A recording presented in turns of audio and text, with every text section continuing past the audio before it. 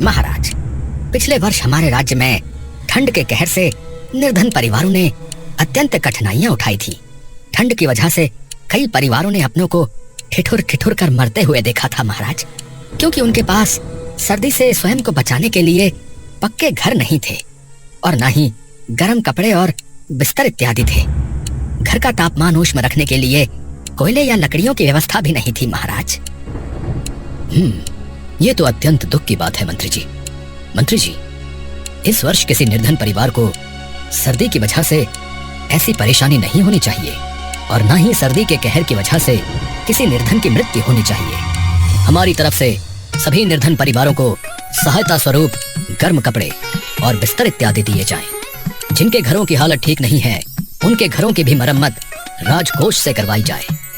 इसके साथ ही सभी निर्धनों के घरों में कोयले भी पहुंचाए जाएं, जिन्हें रात के समय जलाकर वो अपने घर को ऊष्म रख सकें और चैन की नींद सो सकें।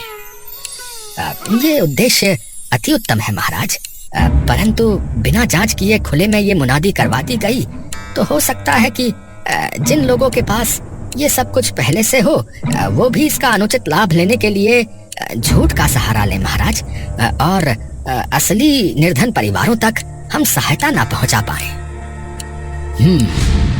बात तो आपकी बिल्कुल सही है। तो आप ऐसा कीजिए, आप अपनी ही एक टुकड़ी के साथ पूरे राज्य का भ्रमण कीजिए और उन सभी निर्धनों के नाम सूचीबद्ध करिए जिनको सहायता पहुंचनी चाहिए। उसके बाद उन सभी के दस्तावेजों को तैयार करके हमारे राजसी मोहर लगवाई जाए। उसके बाद ही वितरण प्रारंभ किया जाए। अति उत्तम महाराज, अति उत्तम। जैसा महाराज का आदेश। जो आज्ञा महाराज। महाराज के आदेश से ये प्रक्रिया शुरू हुई। मंत्री कुछ आदमियों के साथ राज्य का भ्रमण करते हैं और उसने सभी गरीब परिवारों का नाम सूचीबद्ध किया। महाराज, सारी प्रक्रिया कर ली गई है। अब तो मात्र उन दस्तावेजों पर आपकी राजसी मोहर लगनी बाकी है। फिर हम वितरण प्रारंभ कर देंगे महाराज। तो हम आज से ही मोहरें लगाने का कार्य प्रारंभ कर देंगे। उसी समय एक आदमी दरबार में हाजिर हुआ। महाराज की जय हो। महाराज विक्रमादित्य, मैं रामेश नगर के राजा और आपके ससुर शिवसेन का दूत हूँ। एक दुखद संदेश है महाराज। महारानी गोदावरी का स्वास्थ्य अभी ठीक नहीं है और वो अंतिम समय में अपनी पुत्री यानी आपकी महारानी सुमित्रा से भेंट करना चाहती हैं। क्या माताश्री की तबीयत ठीक नहीं है? ये सुनकर महारानी की आंखों से आंसू बह निकले। महारानी, ये अश्रु बहाने का समय नहीं है। हमें अभी रामेश नगर के लिए प्रस्थान करना होगा। महाराज, आपकी अनुपस्थिति में राज्य कौन संभालेगा? हमारी अनुपस्थिति में राजकुमार प्रथमेश ही राज्य को संभालेंगे। ये सुनकर सभी दरबारी एक दूसरे का मुंह देखने लगे। हाँ पिताश्री, आप निसंकोच जाइए। हम राज्य को आपकी अनुपस्थिति में अच्छे से संभाल लेंगे। अति उत्तम राजकुमार, अति उत्तम। महाराज ने अपना रथ तैयार करवाया और महारानी के साथ कुछ सिपाहियों को लेकर उसी समय निकल गए। उनके जाते ही राजकुमार सिंहासन पर विराजमान हुआ। अगले दिन मंत्री राजकुमार को कार्यालय कक्ष में ले गया, जहाँ बहुत सारे दस्तावेज रखे थे। अरे यह क्या? यहाँ इतने सारे प्रलेख। राजकुमार, सर्दी का मौसम निकट है। ये सारे प्रलेख उन निर्धनों के हैं जिनको महाराज द्वारा प्रारंभ की गई योजना का लाभ दिया जाएगा। इन सभी पर राजसी मोहर लगनी है। ये कार्य महाराज स्वयं करने वाले थे, किंतु अब आप उनकी जगह हैं तो ये आप ही कर सकते हैं राजकुमार। परंतु इतने सारे प्रलेखों पर मोहर लगाने में तो बहुत समय लगेगा मंत्री जी। आपकी आज्ञा हो तो ये कार्य मैं कर सकता हूँ राजकुमार। मंत्री जी, आपका मस्तिष्क ठिकाने पर है कि नहीं? मेरे होते हुए आप मोहर कैसे लगाएंगे? क्षमा करें राजकुमार, क्षमा करें। तो ठीक है, आज संध्या में हमारे मित्र हमसे मिलने आने वाले हैं, तो उनके स्वागत के लिए बढ़िया प्रबंध किया जाए। ये मोहर लगाने का कार्य हम समय मिलने पर कर देंगे। शाम होने पर राजकुमार का एक मित्र दरबार में आया। अरे मित्र सुरसेन, कैसे हैं आप? एकदम अच्छा हूँ मित्र। प्रसन्नता हुई कि तुम अब सिंहासन पर विराजमान हो। राजकुमार अपने मित्र से मिलकर बहुत खुश हुआ। दोनों ने आपस में खूब बातें की और मदिरा पान भी किया। सुबह होने पर मंत्री कार्यालय कक्ष में पहुंचा तो उसने पाया कि राजकुमार ने सिर्फ 15 दस्तावेजों पर ही मोहर लगाई थी। मंत्री को चिंता हुई और वो राजकुमार के कक्ष में पहुंचा। राजकुमार, ये तो मात्र 15 प्रलेखों पर ही मोहर लगी है राजकुमार। अभी तो ये 10% भी नहीं हुए। आपको दोपहर होने तक इन सब पर मोहर लगा देनी चाहिए थी। मंत्री जी, आप हमें इस तरह से आदेश नहीं दे सकते।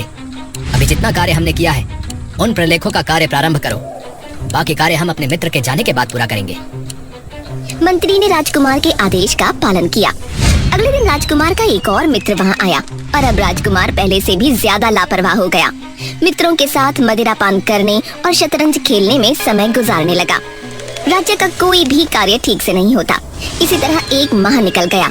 अब महाराज भी महारानी के साथ वापस महल आ चुके थे। महाराज फिर से सिंहासन पर विराजमान हुए और एक आदमी दरबार में हाजिर हुआ। दुहाई हो महाराज, दुहाई हो। क्या हुआ महाशय, आप इतने परेशान क्यों हैं? महाराज, मैं सत्यनगर से आया हूँ महाराज। हमारे नगर में महाराज लूटपाट जैसी घटनाएं नित्य हो रही है महाराज, नित्य हो रही है। एक गिरोह नगर में घूम रहा है महाराज। वो लोग हवा में कोई ऐसा पदार्थ छोड़ते हैं जिससे सामने वाले व्यक्ति मूर्छित हो जाते हैं महाराज, और फिर लूट जैसी घटना हो जाती है महाराज। ये तो अत्यंत गंभीर समस्या है। ऐसे में हमें कोई बड़ा कदम उठाना पड़ेगा। महाराज ने राजकुमार से कहा। राजकुमार, हमें लगता है कि इस गिरोह को पकड़ने का कार्य आपको देना सही होगा। जी पिताश्री, हमें बताएं कि हमें क्या करना है। हमें इस समस्या से निपटने के लिए एक योजना बनानी होगी। उसके बाद हम तय करेंगे कि आपको कैसे कार्य करना है। महाराज ने मंत्री से 2 दिनों तक अकेले में चर्चा की और फिर राजकुमार को बुलाया। राजकुमार, हमने योजना बना ली है। अगर गिरोह को यह पता चल गया कि आप उनका निरीक्षण करने के लिए नगर में उपस्थित हैं, तो वो सतर्क हो जाएंगे। इसीलिए हम चाहते हैं कि आप एक आम व्यक्ति बनकर इस गुत्थी को सुलझाएं। पिताश्री, लेकिन वो कैसे होगा? मंत्री जी। महाराज के इशारे पर मंत्री ने सामने रखे एक चित्र से कपड़ा हटाया। अरे पिताश्री, ये तो हमारा चित्र है। ये आपने कब बनवाया? ये चित्र आपका नहीं है राजकुमार। ये चित्र रामू नाम के एक श्रमिक का है, जो अपने परिवार के साथ सत्यनगर में एक छोटे से घर में रहता है। रामू? कौन रामू? और आप मुझे इसके बारे में क्यों बता रहे हैं? वो इसलिए क्योंकि तुम्हारा रंग रूप हूबहू इससे मिलता है। यही हमारी योजना का एक पात्र है। आप कल सुबह मंत्री जी के साथ सत्यनगर के लिए निकल जाएंगे। फिर हम इस व्यक्ति को अपने गुप्तचरों से उठवा लेंगे। उसके बाद आप इस व्यक्ति की जगह इसके घर में जाकर इसके परिवार के साथ रहेंगे। इस तरह आप सत्यनगर में रहकर यह पता लगाएंगे कि वो लूटपाट करने वाला गिरोह कौन है और वो ऐसा कार्य क्यों कर रहा है। जो आज्ञा पिताश्री। राजकुमार को एक रथ में बैठाया गया और 2 दिनों की यात्रा के बाद वो सत्यनगर पहुंचा। मंत्री ने उसे साधारण वस्त्र पहना दिए थे। राजकुमार, यहाँ से सीधे जाने के बाद एक कुआं आएगा। उस कुएं के सामने ही रामू का घर है। आप बेझिझक जाकर उसमें रहना प्रारंभ कर दीजिए। परंतु ये ध्यान रहे कि किसी को ये लेश मात्र भी शक नहीं होना चाहिए कि आप राजकुमार हैं। राजकुमार मंत्री की बात सुनकर आगे बढ़ गया। रात काफी हो रही थी। उसने देखा कि रामू के घर के बाहर एक औरत अपने बच्चे के साथ खड़ी हुई थी। कहाँ रह गए ये? अभी तक वापस नहीं लौटे। मुझे तो डर है कि कहीं इनको भी उस गिरोह ने लूट न लिया हो। तभी राजकुमार, जो कि अब रामू बन चुका था, वहाँ पहुँच गया। कहाँ थे आप? पता भी है मैं कितनी परेशान थी। लगता है यही रामू की स्त्री माधवी है। अरे बस क्या बताऊं, सत्यनगर में राजकुमार की सवारी निकल रही थी, इसलिए सभी रास्ते बंद कर दिए गए थे। उस नास पीटे राजकुमार को भी आज ही निकलना था। अगर वो न निकलता तो आप समय से घर पहुंच जाते। अरे माधवी, ये तुम क्या कह रही हो? वो हमारे राजकुमार हैं।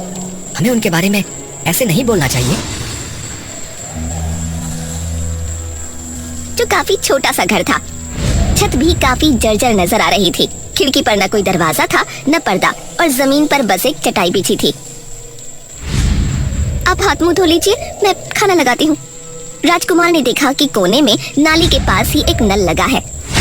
अरे यहाँ तो कोई स्नान गृह भी नहीं है। ये लोग इतनी सी जगह में कैसे स्नान इत्यादि करते होंगे?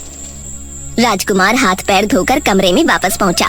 माधवी ने रोटियां, कद्दू की सब्जी सबके लिए परोसी। अरे ये क्या, मात्र कद्दू की सब्जी? क्या हुआ आज आपको? ये कद्दू की सब्जी तो आपकी मनपसंद है ना? ऐसे हैरान क्यों हो रहे हो?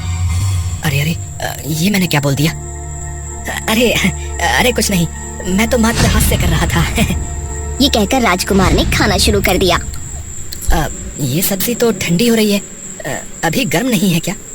सर्दियाँ शुरू हो गई हैं जी, अब तो सब्जी ठंडी ही मिला करेगी, क्योंकि हमारे पास सर्दियों में घर को गर्म रखने के लिए कोयले नहीं है ना। अरे हाँ हाँ, मैं तो भूल ही गया था। राजकुमार ने खाना खाया और उसके बाद माधवी ने बिस्तर लगाया। अरे ये क्या, इतनी ठंडी धरती पर इस चटाई से तो लेश मात्र भी फर्क नहीं पड़ रहा है। एक मोटी कालीन होती तो इतनी ठंड नहीं लगती। जी, कालीन तो हमारे पास हर सर्दियों में नहीं होती। इस बार आपको कालीन का ख्याल कहाँ से आ गया?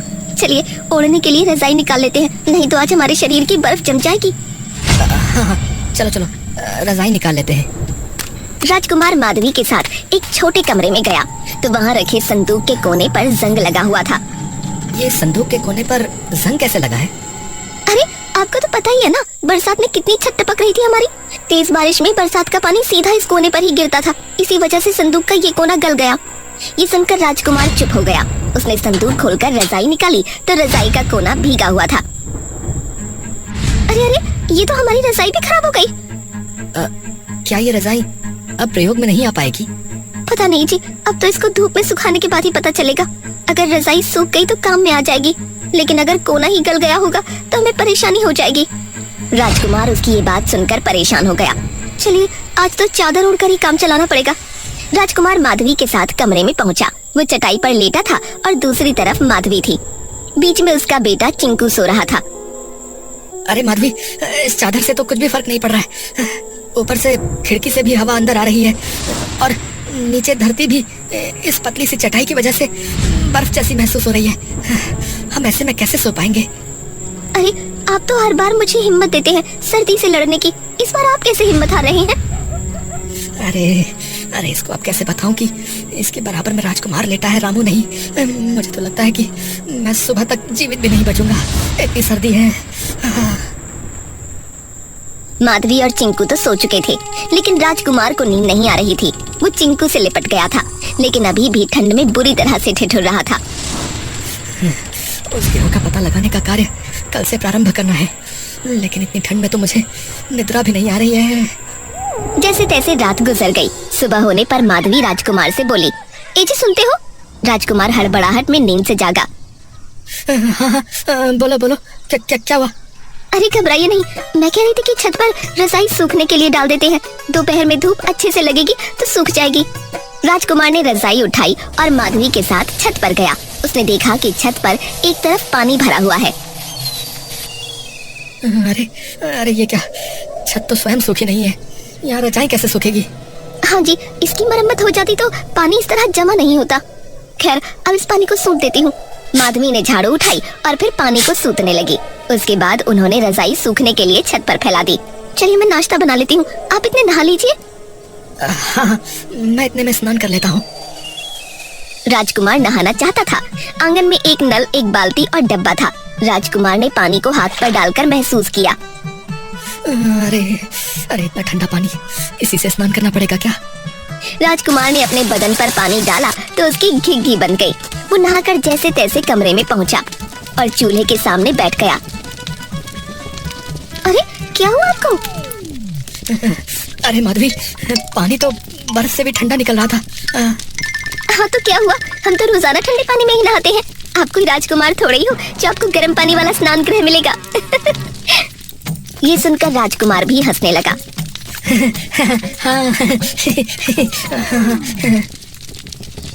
माधवी ने राजकुमार को चाय निकाल कर दी और खाने के लिए कुछ चने दिए। राजकुमार चाय की चुस्की लेने लगा। उसके शरीर में कंपकपी लगी थी। अगर ये चाय न मिलती तो मेरा तो आज सर्दी के मारे स्वर्गवास ही हो जाता। शुभ शुभ बोलिए जी, भगवान न करे। हम गरीबों के लिए तो यही चाय एक वरदान साबित होती है। चाय पीने के बाद माधवी ने उसे खाने का एक डब्बा दिया और बोली, आज आप काम करके समय से घर आ जाना, सर्दी बहुत ज्यादा है।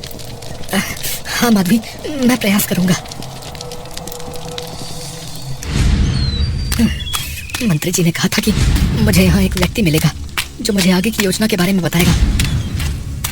राजकुमार डब्बा लिए घर से निकला और फिर बाजार में जाकर चौराहे पर बैठ गया।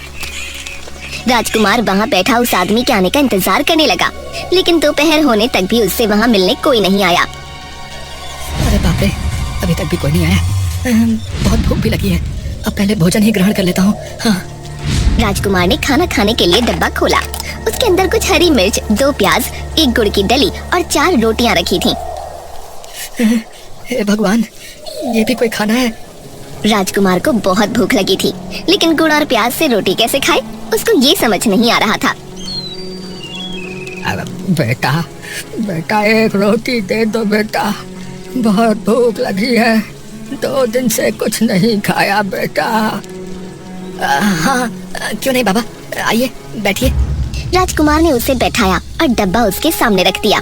बूढ़े ने पहले रोटी उठाई, फिर गुड़ की डली के 2 टुकड़े किए और फिर प्याज को रोटी पर रखकर हथेली मारकर उसे फोड़ा। राजकुमार उसे बड़े गौर से देख रहा था। बूढ़ा फिर जिस तरह से प्याज से रोटी खाने लगा, राजकुमार भी उसी की देखम देख रोटी खाने लगा। राजकुमार का पेट भर गया और बूढ़ा भी अब भूखा नहीं था। भगवान तुम्हारा खूब भला करे बेटा, खूब पूतो फलो, खूब सुखी रहो बेटा। राजकुमार रात होने पर घर पहुंचा और उसने 5 मोहरें माधवी को दी। ये लो माधवी, आज की कमाई। अरे वाह, आज तो आपको बड़े अच्छे पैसे मिल गए जी। अरे नहीं, कहीं मैंने अधिक मोहरें तो नहीं दे दी? चलिए रजाई उतार लाते हैं, वरना ओस से पूरी तरह भीग जाएगी। सभी ने एक साथ खाना खाया और फिर सोने के लिए बिस्तर पर आ गए, लेकिन रजाई ओढ़ने के बाद भी उसे सर्दी लग रही थी। अरे माधवी, रजाई से तो अभी भी हवा भीतर आ रही है। हाँ जी, रजाई काफी पुरानी हो गई है, इसलिए रुई कहीं कहीं से टूट रही है। अब तो इन सबको झेलते हुए ही रात गुजारनी पड़ेगी।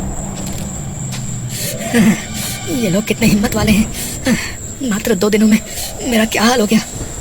और ये लोग हर साल ऐसे ही जीवन व्यतीत करते हैं। माधवी, मुझे लगता है कि हमें महाराज से सहायता मांगनी चाहिए। हम उनकी प्रजा हैं, उनको सर्दी के कहर से हमें बचाने के लिए कुछ तो करना ही चाहिए। अरे आप भूल गए क्या, राजा का मंत्री आया तो था, पूरे इलाके के गरीबों के नाम और पते लिख कर ले गया था। कह रहा था सर्दी आने से पहले ही सभी के घरों की मरम्मत होगी, नई रजाई और गर्म कपड़े मुहैया कराए जाएंगे और सभी घरों में गर्मी का तापमान सही रहे उसके लिए लकड़ियाँ और कोयले भी पहुँचाए जाएंगे। क्या मंत्री जी आए थे और ये सब बोलकर गए? हाँ, यही सब वादे थे उनके, लेकिन अभी तक उनका कोई अता पता नहीं है। अगर उनके वादे पूरे हो जाते तो खिड़की पर खटका होता, हमारी छत भी ठीक हो जाती, जिससे हमारा संदूक और रजाई भी खराब ना होती।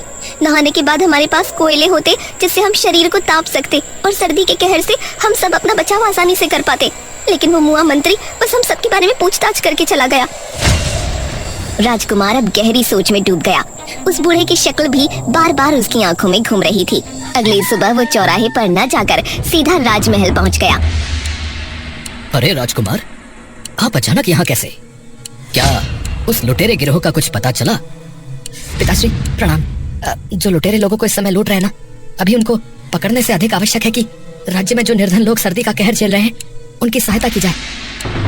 हाँ, कैसी सहायता राजकुमार? मैं मात्र 2 दिन भी रामू बनकर ठीक से नहीं रह पाया पिताश्री। हमारी निर्धन प्रजा कितनी कठिनाई से जी रही है। उनके घरों को ठीक कराने की आवश्यकता है और उनके पास खाने को मात्र रोटी और प्याज भर है। गर्म कपड़े उनके पास नहीं है पिताश्री, सोने को गर्म बिस्तर, रजाई इत्यादि नहीं है और आग सेकने को कोयले तक नहीं है। वहाँ ठंडे पानी से स्नान करना पड़ता है। मैं तो अचंभित हूँ कि भला कोई निर्धन इतना कुछ कैसे झेल लेता है, जबकि मुझसे वहाँ 2 दिन तक नहीं बिताए गए पिताश्री, 2 दिन नहीं बिताए गए। ये सुनकर महाराज ने मंत्री की तरफ देखा। अब क्षमा कीजिए राजकुमार, परंतु जो परेशानी आज हमारे राज्य में प्रजा को हो रही है उसके दोषी आप हैं राजकुमार। हमने जो प्रलेख आपको दिए थे, अगर आप उन पर मोहर लगा देते तो उन सभी निर्धनों को गर्म कपड़े, रजाई, कोयले इत्यादि पहुंचा दिए जाते। उनके घरों की मरम्मत हो जाती और वो इस सर्दी में भी आराम से अपने घरों में सो पाते। ये सुनकर राजकुमार ने नजरें झुका लीं। मंत्री जी, अब हमें अपने आप से घृणा हो रही है। हमारी लापरवाही की वजह से प्रजा ठंड का कहर झेल रही है। तो अब क्या आदेश है राजकुमार? मैं उन सभी प्रलेखों पर मोहर लगाने का कार्य आज ही प्रारंभ करता हूँ। आप शीघ्र अतिशीघ्र योजना का लाभ प्रजा तक पहुँचाना प्रारंभ करें। ये कहकर राजकुमार कार्यालय कक्ष में गया और सभी दस्तावेजों पर मोहर लगाने लगा। सुबह से मोहर लगाते लगाते दोपहर हो गई, लेकिन वो रुकने को तैयार नहीं था। राजकुमार, कृपया भोजन ग्रहण कर लीजिए। ये कार्य तो बाद में भी हो जाएगा। नहीं पिताश्री, हम अभी भोजन नहीं कर सकते। हमारी प्रजा प्याज से रोटी खा खा कर जीवन व्यतीत कर रही है, तो क्या हम उनके लिए एक दिन भूखे नहीं रह सकते? शाम होने तक राजकुमार ने सभी दस्तावेजों पर मोहर लगा दी और फिर से 5 मोहरें लेकर रामू माधवी के पास पहुंचा। कुछ दिनों में गरीब प्रजा के घरों की मरम्मत शुरू हो गई। उनको रजाई और गर्म कपड़े भी पहुंचा दिए गए। इसके साथ ही हर घर में कोयले की बोरियां भी पहुंचाई गईं। माधवी भी अब बहुत खुश थी। माधवी, अब तो तुम प्रसन्न हो ना? देखो, महाराज ने हमारे लिए कितना कुछ कर दिया है। हाँ राजकुमार, अब तो लगता है कि सर्दियाँ आराम से निकल जाएंगी। ये सुनकर राजकुमार हैरान रह गया। उसी समय महाराज, मंत्री और एक आदमी वहाँ आ पहुँचे। माधवी, तुमने मुझे राजकुमार कहा? तुमने मुझे कैसे पहचाना?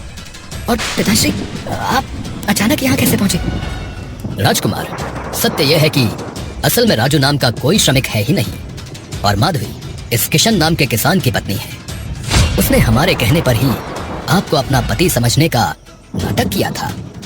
आपने हमारी अनुपस्थिति में जिस तरह से लापरवाही करके प्रलेखों पर मोहर नहीं लगाई थी, उससे हमारी प्रजा को क्या क्या मुसीबतें झेलनी पड़ रही हैं, इसका आभास आपको कराना आवश्यक था। हमें प्रसन्नता है इस बात की कि आपने अपनी भूल मानी और अपने कर्तव्य को निभाया। ये सुनकर राजकुमार ने महाराज के आगे हाथ जोड़ लिए। क्षमा करें पिताश्री, क्षमा करें। अब हम कभी अपने कर्तव्य को लेकर लापरवाही नहीं करेंगे। अब राजकुमार का दिल पुरसुकून था। राजकुमार आज भी खाना खाते समय जब प्याज की तरफ देखता है तो उसे याद आ जाता है कि कड़कती सर्दी में कभी इसी प्याज ने उसकी भूख मिटाई थी।